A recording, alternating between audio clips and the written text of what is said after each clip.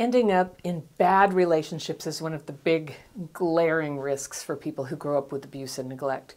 People treated you badly when you were little, and as an adult, you're now more likely to choose someone who treats you badly. Now, some people with childhood PTSD, when they realize they're in a bad relationship, it's no good, they know it's never going to get better, they're really good at getting out of it. They announce it's over, they pack their bags, they leave. And that's all good, you think, right? But this is exactly when so many people who grow up with trauma are most vulnerable after they put up the boundary, after they're sitting there enjoying their peaceful life. It's then that past trauma can trigger an irrational urge to go back to the abuser. And that's the moment when you just might make the most destructive decision of your life. My letter today is from someone called Jenny, and she writes, I grew up in a home with an aggressive, physically abusive, and emotionally neglectful father and a codependent, anxious mother. My father would be loving one minute and then explode out of nowhere the next. My mother stayed despite the abuse, and my father had rage attacks where he'd hit my sister or me. He never hit my mother, though he would rage at all of us. I got it the worst, as I couldn't accept that my father was sometimes cruel. He'd have such loving moments, but he'd turn out of control out of nowhere. It's like he was addicted to rage, and it was cathartic for him to blow up. Whoever was around was a casualty. I developed an eating disorder at age 13 to cope. In my adulthood, I've gone through my share of emotionally unavailable relationships of varying degrees. They'd hurt, but eventually I would stop obsessing. Usually it was through unhealthy means with the eating disorder. But last year, at precisely this time, I ripped myself away from the most painful and confusing relationship I've ever experienced. I'll call him Billy. I'm writing because I still have this tape running in my head as the constant background noise of dread and anxiety. There's the guilt for pointing fingers at Billy, then shame for not being enough to be treated well, and generally just this overwhelming feeling that I cannot let go of him. I'm like a dog with a bone. Since I left, I've started to unpack many things I didn't see while in the thick of it, but things keep playing in my mind, repeating the horrible shame cycle. I met Billy right before the pandemic. We got intimate too fast, and this relationship taught me never to do that again. A couple of months into dating, I asked him if he thought we'd hang out after things reopened, and when he responded, let's see how things go, my spidey senses went off, and I told him I didn't want to see him anymore. I'm going to circle that. This is my fairy pencil, and I'm using it to circle some things I want to come back to when I read this letter a second time. I'll read it all the way through, and then I'll come back and see if I can help you, Jenny, okay? I'd been in enough emotionally unavailable relationships to know I didn't want the pain anymore. He took that as an opportunity to call me and try to explain himself, saying, I said that I wanted to see how it went because I didn't want to scare you off, and to please give him a chance. It felt so different from the other guys I dated because he wanted to talk things out, and it seemed like he really cared. Other warnings came, and I'd try leaving, and the reasons got worse, but by then I was hooked. At first, Billy would seem concerned and upset about my wanting to break up and ask me to give him a chance. We were exclusive. He'd say he wanted me, only me, wanted me to be his girlfriend and give this a shot. But then his behavior would indicate otherwise, like being on Tinder. So I tried leaving, and he'd make reasons why I misinterpreted his behaviors. He'd become loving and present again, and I'd stay feeling guilty and confused and terrified to break up, though I knew I had to. The worst happened when we were still relatively new. We had a picnic outside and played Scrabble, and I won and joked about how smart I was. Billy called me the C word for bragging, then told me I could dish it out but not take it when I got upset. I should have left then because that night when we were intimate, he turned into a completely different person. He smothered me with his hand and said, "Shut the F up." He did it repeatedly with such hostility. I froze. I didn't get up and leave. I went through the motions and afterward curled into a ball while he fell asleep. We'd had such good intimacy before, and he'd been so gentle before. I was so confused. When I left Billy's that night, I got to my car and sobbed. I told him that I wasn't okay with how he treated me, and I was done. And the next day he asked if he could call me. He made every excuse in the book for why it happened. He said he thought it was what I wanted. He said We were still getting to know each other, and now he knew not to do that. He joked that the color shirt I was wearing looked too good on me, and he couldn't control himself. He said his boss would vouch that he was a good guy. I could call the boss. He said he was drunk. He'd never do it again. He implored me to give him the benefit of the doubt. I was afraid of the pain, so I stayed. I just felt sheer relief that he kept trying to make it work, and when we were intimate again, he even tried being extra gentle, ensuring I was okay, etc. I told him if he ever did it again, no excuses. I was blocking him for good. We'd have a good month or two. Billy asked me on a couple of trips that he paid for and planned, but I still felt this nagging sense something wasn't right.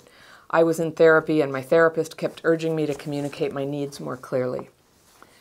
But things kept getting worse. We'd hang out, and sometimes he'd blatantly ignore me, cross his arms, and pretend I wasn't around. He'd say subtle insults. He wouldn't seem present. If I asked about it, he said I was reading into things and being negative. Then we'd have good days, so I would not be able to make sense of it. I started applying for new jobs in grad schools because I knew I needed to focus less on the relationship and more on myself and my goals. And then, the night before I started a new job, he was aggressive during sex again. It wasn't just shut the F up, it was just shut up this time. So I froze again, but I rationalized it wasn't as bad, but it was still bad because he said it and he smiled ear to ear, and I remember thinking it seemed less like a smile and more like him baring his teeth. And I tried leaving him again. Both times it happened. I stated clearly, when you do that, I feel unsafe. If you want to explore this in sex, I'm open, but there needs to be dialogue. I don't want it sprung on me. It's traumatizing. He begged me not to give up on us. He told me he felt sick about it. It all seems like lies in hindsight, but I still don't know. And even though it doesn't matter because it's over, I can't stop obsessing. I finally left when I made it into grad school and realized I'd been with him a year, and if it were a healthy relationship, I'd feel supported and like I wasn't making these decisions about moving entirely on my own. When I ended things, he tried to make it seem like it was his idea. It was so confusing. He said he'd be the bad guy if I needed him to be, and he didn't think the whole thing was right for him either. It took all I had to make a final break. It's been 8 months, no contact, 1 year since I saw him. I blocked him everywhere. I even asked him to block me because I didn't trust myself enough not to reach out. I started seeing a new EMDR, trauma-informed therapist. Whereas when I was with Billy, I deferred going to school, I now reapplied to programs that were a good fit. I took art classes. I even won an award for my work. I've never won awards for my art. I start school in the fall. I want to have a relatively clear mind when I start grad school. I still feel broken and vulnerable, though. I blame myself and wonder if I'd been prettier, more intelligent, more easygoing. Maybe he'd have treated me with more respect. Perhaps he'd have been more clear. Perhaps if I'd respected myself enough to keep my boundaries, he'd have genuinely wanted me. I'm also angry with me for staying, like I made it okay. I know my CPTSD caused me to stay because I was so desperate for love. But the rehashing in my head is exhausting, and I'm so drained because I keep replaying all the things that he said and did that I wish I'd seen clearly. I feel like a loser to still be upset and confused a year later. How do I get him out of my head? I'm still confused because he presented this innocent good guy image to the public. I still don't know what was real.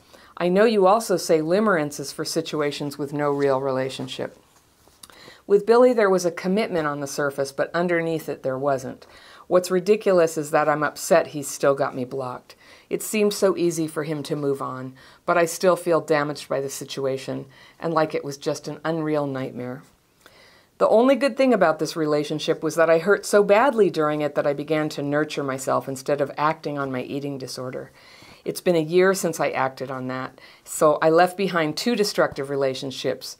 The problem is, my eating disorder is a memory with 0 emotional charge anymore, but my ex is a memory with way too much emotional charge.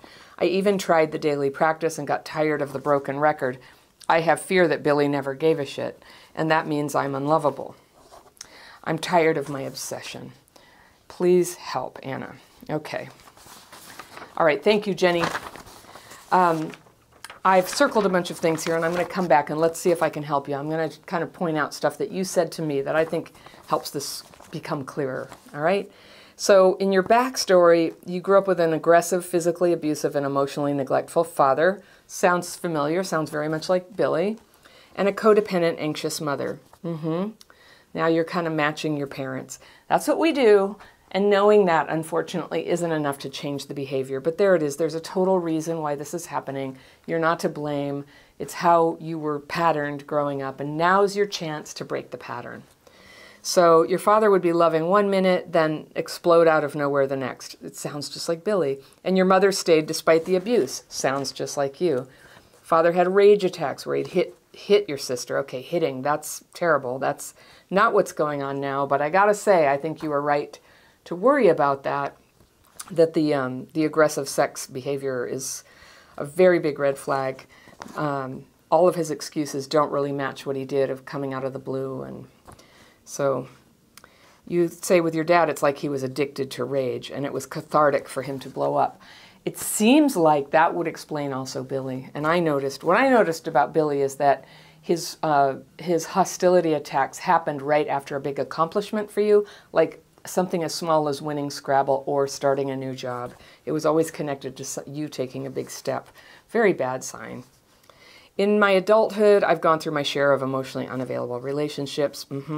They'd hurt, but you used an eating disorder to not deal with it. So this is progress. You haven't gone back to your eating disorder, and you're feeling the pain and the obsession of the relationship you really don't want to be in, but you feel hooked.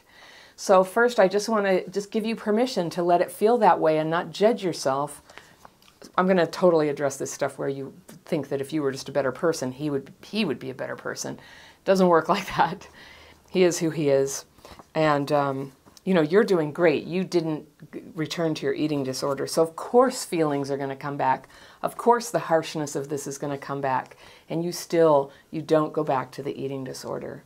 You're going to ride this out. You can do it. And you've got your EMDR therapist too, which is awesome. Okay. Still have a tape running through my head as a constant background noise of dread and anxiety. So that makes sense. That sort of emotional backdrop makes sense because you were with somebody who, for whatever reason, like it was never really real. And he did a lot of saying what you wanted to hear, but not a lot of showing up genuinely for what you wanted. And you know what? There's totally a possibility, and we'll talk about this, that you also brought your unavailability to this relationship. There usually is something like that. Like if you find yourself again and again with unavailable people, it usually kind of points to the common denominator being ourselves who are also unavailable.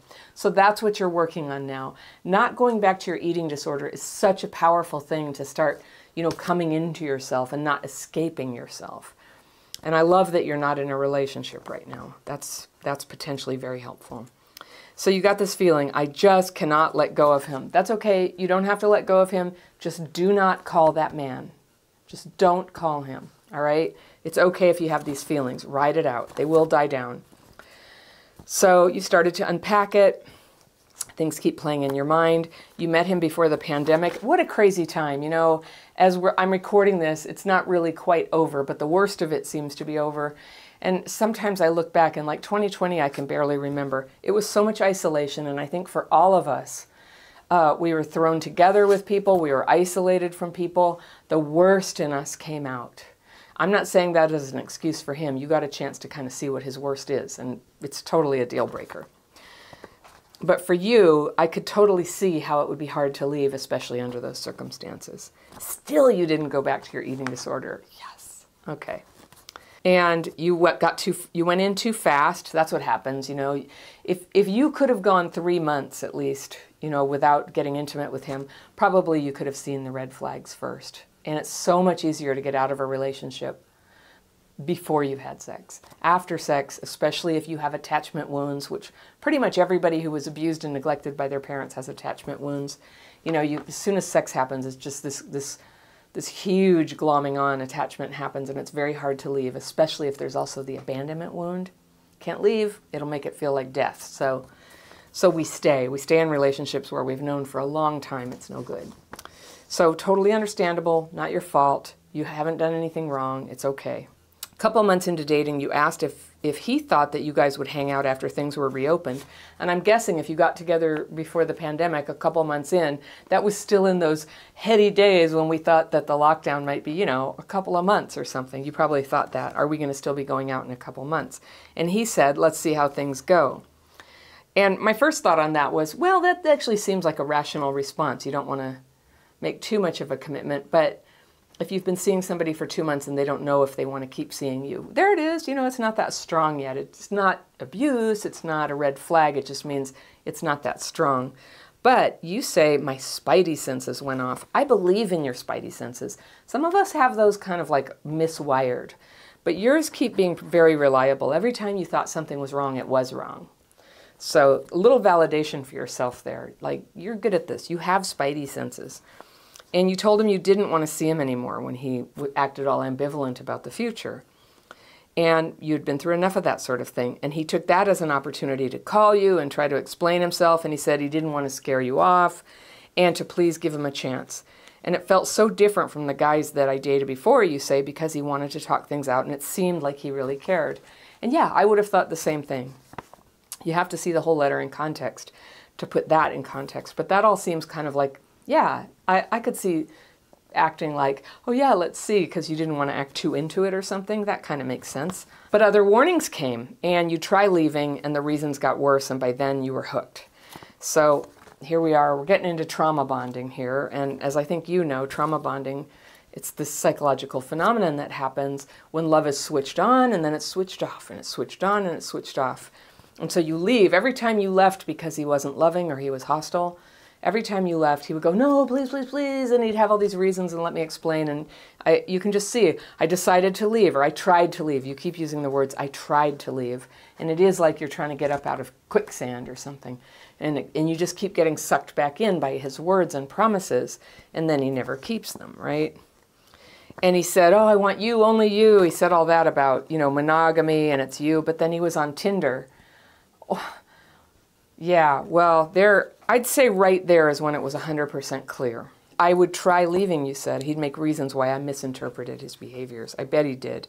He'd become loving and present again. I'd stay feeling guilty and confused, terrified to break up, though I knew I had to. So, you know, this is like an energy vampire. He wants you around. He can't give you anything real, but he knows the right things to say to stop you from leaving, and he'll go to any lengths. I mean, he really said some over-the-top things here. The worst happened when we were still relatively new. We had a picnic outside and played Scrabble, and I won, and I joked about how smart I was.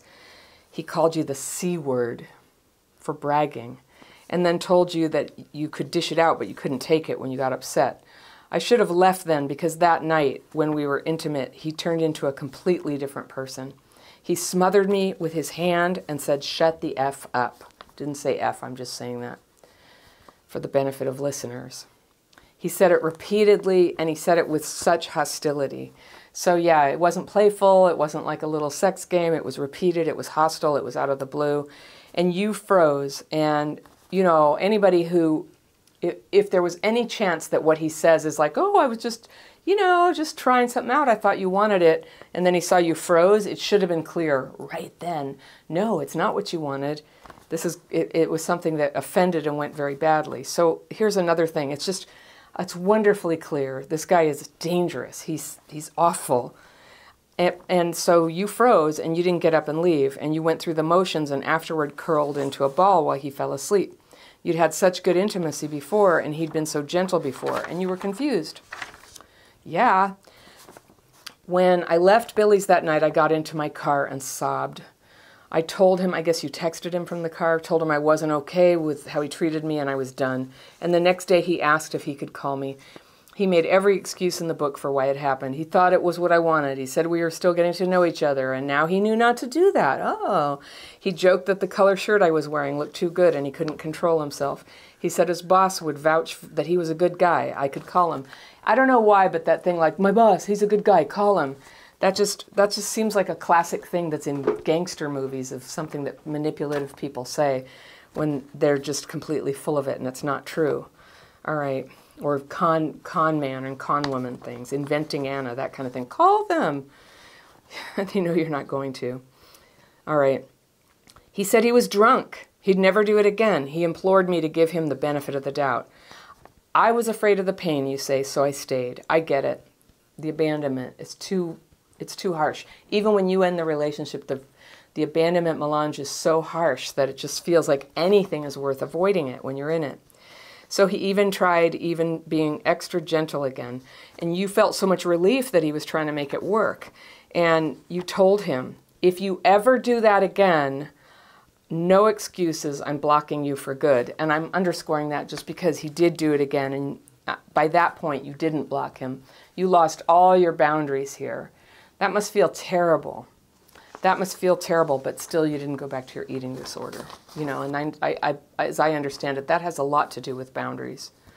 So we'd have a good month or two. He asked you on a couple of trips and paid for it, but something felt wrong. Therapist said communicate your needs more clearly. So I don't know what your therapist was hearing from you, but if they were hearing this, that seems like a misunderstanding of the situation. But, you know, they were hearing a different story, deeper one, I'm sure. Things kept getting worse even. We'd hang out and sometimes he'd blatantly ignore me, cross arms, pretend I wasn't around. Okay, so passive-aggressive. He'd say subtle insults. He wouldn't seem present. If I asked about it, he'd say I was reading into things and being negative. Stonewalling, right? Then we'd have a few good days, so I would not be able to make sense of it. So you could make sense of it, but it's that with trauma bonding, you go into denial. You can make sense of it because you're very clear. Like, he was totally abusive, passive-aggressive, you know, hostile, and then he would just switch on the niceness whenever he needed to turn the dial where you don't leave. So it's not really confusing, but I know what you mean. I totally know what you mean. You started applying for new jobs in grad schools because I knew I needed to focus less on the relationship and more on myself, on my goals. And the night before I started a new job, he was aggressive again. And he said it a little differently. He didn't use the F word that time. So you froze, you got confused. You thought, maybe this isn't as bad. Maybe it's okay. But what you saw, and this is your intuition showing you visually what you're looking at, when he smiled about it, he looked like an animal baring his teeth. And that's your instincts. Those are your instincts knowing that something dangerous is upon you. And so that's good. Good instincts. Very good. And you have to have a certain amount of clarity to have good instincts coming through like that. So you're doing something right. All right? All right. So instead of leaving and blocking him forever, which was what you swore you'd do if he ever did it again, you stated your needs clearly and said, when you do that, it makes me feel unsafe. And you know what? It's like, I know that thing you're supposed to do. When you do this, I feel like that's going to work in an abusive situation. The problem wasn't that you stated your needs unclearly. The problem is that he's out of control. Yep, and it was escalating. So he begged you, blah, blah, blah. He felt sick about it. You know it's all lies. And finally, I left when I made it into grad school and realized after a year it wasn't turning into something where you were talking together about where you were going to live. And when you ended things, he made it seem like it was his idea. And I know that's hard, but I'm just like, that's the one right thing he did. That's his way of being graceful, of just being like, yeah, well, fine, I'll be the bad guy. And anyway, it didn't work. And good. Let him say whatever he wants because you needed to go. You needed to go. But what you ended up without, what he drained you of in that relationship, was your sense of self-esteem and worth. And that's what happens with abuse. That is what happens. And that's the weird switch that flips, is that we think that we really need validation from this person and we can leave if we get the validation, but we got to stay and keep trying to get it from them. And when I tell you that, I hope you can hear it from the outside from me, you don't need his validation. His validation, even if you had it, is meaningless. And he's given it to you. Oh, you're so great, blah, blah, blah. He's given it to you. The problem is it's not in here. It's, you have a hurt there. And when people abuse you, it takes that hurt into a deeper place. And it's a pattern. And it's so good. You're changing it now. You're doing radical things different and going to school and nurturing yourself. This is so good because that's how you prevent that pattern from going in deeper, and that's how you pull that pattern back out. Remove the pattern. Change your pattern. Good job. All right. So you made the final break, and now it's been 8 months with no contact and a year since you saw him. You blocked him everywhere. You asked him to block you, and he still got you blocked. You've been thriving, you're doing your art, all this good stuff is happening, and you still feel broken and vulnerable. And you blame yourself, and you wonder if you'd been prettier, more intelligent, more easygoing, maybe he'd have treated you with more respect. I think that's the thought that we have when we externalize, I think the place where you didn't feel pretty enough was inside. I think if you had felt prettier and more intelligent and more easygoing, maybe you'd have treated yourself with more self-respect. I think that's the actual thought, but you're thinking, maybe if I were all those things, he would have treated you with more respect. But I think that somebody capable of respecting you doesn't disrespect you even if you have like dents in your self-esteem, even if you're a person who struggles sometimes. You're human. And honestly, anybody who's going to love us is going to need to love us for who we are. Nobody falls in love with the fake version of ourselves that we try to put out there so everybody thinks we have it all together. They fall in love with who we really are, and it's our vulnerabilities that will call to the heart of somebody who really loves you. Now, sometimes we're in a place where we're just so messed up. No, it's not that attractive. And at those times, maybe we don't attract somebody. You know? It's kind of nature's way of helping us have a space to heal. But if it's your heart's desire to get into a relationship, your continued healing is what's going to give you that confidence, the beauty of confidence, the beauty of self-respect that will then attract people who match the way you feel about yourself. And that's kind of what we do. We go for people who on some level match how we feel about ourselves. Now, he was really good at hiding, so I don't believe that you were as bad as him. But I think you weren't yet healed enough to spot his lies right away. And by the time you could see them, you were already attached to him. And you nailed it. You nailed one of the first mistakes at the beginning when you were like, you got intimate with him like right away.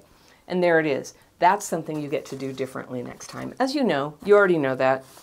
But that will help you. And you get to ask questions and you get to be rigorous in getting to know somebody. You don't have to like pretend everything's okay. I don't know. I think you handled yourself beautifully. I just saw how your boundaries sort of would collapse around you every time you tried to leave. I totally get it. It makes perfect sense given what your childhood was like.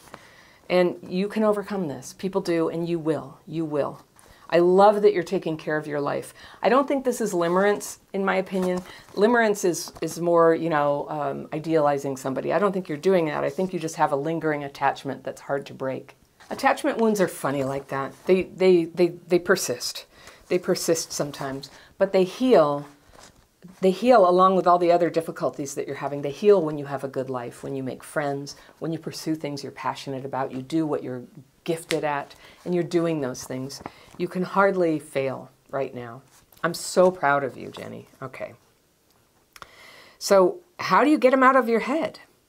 I feel like the loser. I'm still confused. He presented this innocent good guy image to the public, but that's what serial killers do, so that means nothing. I still don't know what was real. You do know what was real. You just wrote it down for me. You know what was real. He's a guy who's capable of saying what you want to hear. It never felt right. His hostility came through. That is real. Okay? What's ridiculous is that you're upset he still got you blocked. That's okay. That's your attachment. That's your pride. We all have it. It's going to pass. Just keep, it's so good. Like when you write to me, it's like two of us talking about it and kind of going, oh yeah, that happens.